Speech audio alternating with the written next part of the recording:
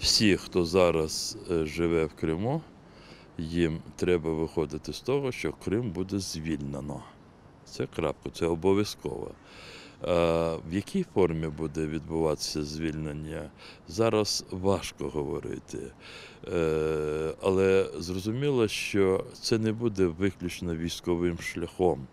Але можуть бути і такі події, в яких будуть використовані зброя сучасна і все таке інше. І тому зрозуміло, що колаборанти вони вибудовують якісь фортифікаційне укріплення, думаючи про те, що це їх захистить. Це їх не захистить, вони не утримують крадений ними Крим, але людям доброї волі, тим, хто залишається відданим українській державі, кримським татарам, етнічним українцям, я би радив би, щоб вони по всіх тих місцях, де живуть, щоб вони зараз звертали особливу увагу на місця, де вони будуть зберігатися. Це мають бути місця, де вони сховаються.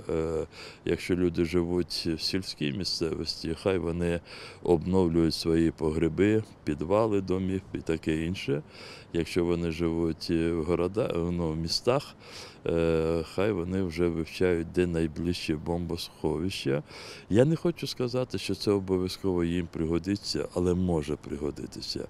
І треба вже зараз всім мати такі тривожні валізи, щоб там були прикмети першої необхідності, документи, якісь гроші, ліки, хто хворіє. Всі процеси вказують на те, що звільнення Криму є однією із пріоритетних завдань Збройних сил України.